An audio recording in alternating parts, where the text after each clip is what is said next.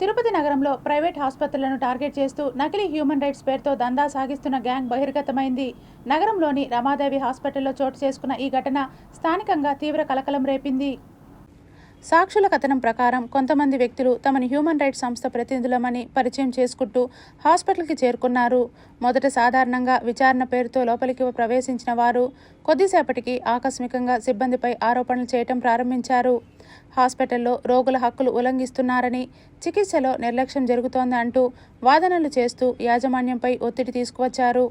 ఈ క్రమంలో కొంతమంది సిబ్బందితో వాగ్వాదానికి దిగిన గ్యాంగ్ సభ్యులు పరిస్థితిని ఉద్రిక్తం చేశారు. తమ వద్ద హాస్పిటల్పై తీవ్రమైన ఆరోపణలకు సంబంధించిన ఆధారాలు ఉన్నాయని చెబుతూ అవి బయట పెట్టకుండా ఉండాలంటే 20 లక్షల రూపాయలు ఇవ్వాలని యాజమాన్యాన్ని డిమాండ్ చేసినట్లు సమాచారం. డబ్బులు ఇవ్వకపోతే మీడియా ముందు బహిర్గతం చేసి హాస్పిటల్ ప్రతిష్టను పూర్తిగా దెబ్బతీస్తామని బెదిరింపులకు దిగారు. యాజమాన్యం డబ్బులు ఇవ్వడానికి నిరాకరించడంతో గ్యాంగ్ సభ్యులు ఆగ్రహానికి గురయ్యారు. కొంతమంది సిబ్బందిపై దాడికి పాల్పడినట్లు ఆరోపణలు ఉన్నాయి. ఈ ఘటనలో కొందరు స్వల్పంగా గాయపడినట్లు తెలిసింది. హాస్పిటల్లో భయం, ఆందోళన వాతావరణం నెలకొంది. సమాచారం అందుకున్న వెంటనే పోలీసులు ఘటనా స్థలానికి చేరుకొని పరిస్థితిని అదుపులోకి తీసుకున్నారు. హంగామా సృష్టించిన వ్యక్తులను అదుపులోకి తీసుకొని స్టేషన్కు తరలించారు. ప్రాథమిక విచారణలో వారు ఎలాంటి గుర్తింపు పొందిన హ్యూమన్ రైట్స్ సంస్థకు చెందిన వారు కాదని పోలీసులు గుర్తించినట్లు సమాచారం. ఈ ఘటనపై ఎక్స్టార్షన్, దాడి, బెదిరింపుల కేసులు నమోదు చేశారు. గ్యాంగ్ గతంలో కూడా ఇలాంటి ఘటనలకు పాల్పడిందా అనే కోణంలో పోలీసులు దర్యాప్తు చేపట్టారు.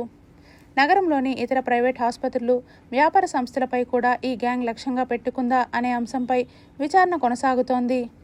ఇటువంటి నకిలీ సంస్థల పేరుతో వచ్చి డబ్బులు డిమాండ్ చేసే వ్యక్తులపై అప్రమత్తంగా ఉండాలని పోలీసులు సూచించారు. ఎవరైనా అనుమానాస్పదంగా వ్యవహరిస్తే వెంటనే పోలీసులకు సమాచారం ఇవ్వాలని కోరారు.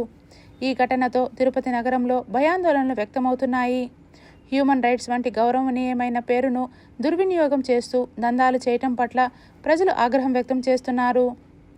మొత్తానికి నకిలీ హ్యూమన్ రైట్స్ గ్యాంగ్ దాడి ఘటన తిరుపతిలో చర్చనీయాంశంగా మారింది. పోలీసులు కఠిన చర్యలు తీసుకొని ఇలాంటి దందాలకు ముగింపు పలకాలని ప్రజలు కోరుతున్నారు. తర్వాత 12 గంటలకి మా డ్యూటీ డాక్టర్ దగ్గరికి వెళ్ళేసి మీ ఎండీ గారు ఎక్కడ, మీ ఎండీ గారిని పిలవండి, మీరు మాట్లాడాలన్నారు. మా స్టాఫ్, మా డాక్టర్లు ఎండీ గారు లేరండి, మీరు ఏమైనా మాట్లాడండి, సూపరింటెండెంట్ మాట్లాడచ్చు అని చెప్పారు.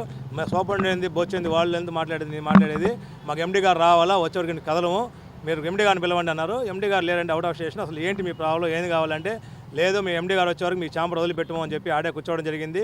దాంతో వాళ్ళు నన్ను పిలవడం జరిగింది.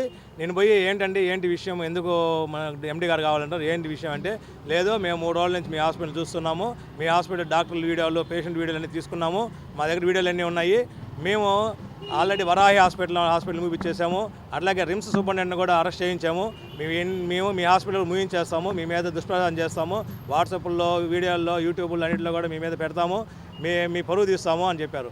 ఎందుకు చేస్తారు ఇవన్నీ, ఏం కావాలి మీకు అని అడిగాను. నాకు 30 లక్షలు కావాలన్నారు. ఫస్ట్ 30 లక్షలు ఎందుకు ఇవ్వాలి మీకు కావాల్సింటే మీరు ఎవరు అసలు అని అడిగాను.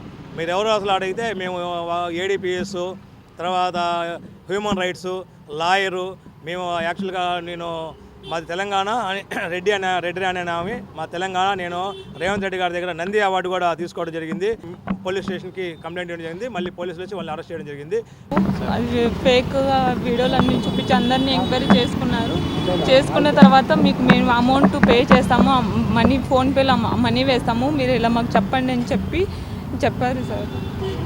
అంటే మేము అమౌంట్ ఇప్పిస్తాము, మీరు ఇట్లా, నేను అప్పుడే వెంటనే డిలీట్ చేసేసాను సార్. చేసిన